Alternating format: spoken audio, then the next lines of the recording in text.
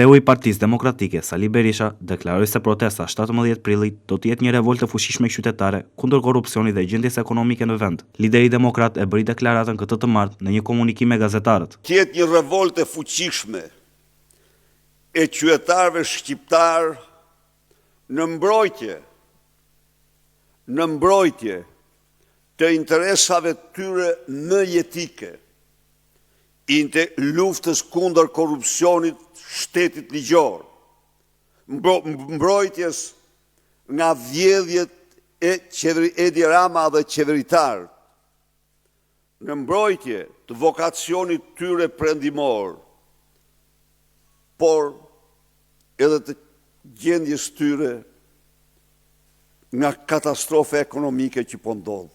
Sali Berisha kritikoi qeverinë për politikat mbi çmimin e naftës dhe subvencionet për fermerët, duke thënë se Shqipëria po ndjek një kurs të ndryshëm nga vendet e Bashkimit Evropian, të cilat sipas tij kanë lehtësuar barën fiskale për karburantet e bujqësinë. E gjithë Europa, e gjithë bota perëndimore, Australia, janë angazhuar në lehtësime të menjëhershme të barës fiskale mbi naftën.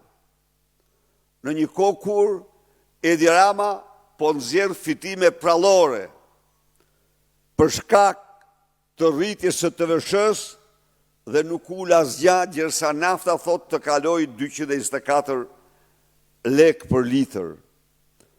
Përveç kësaj, ai mori një vendim absolutisht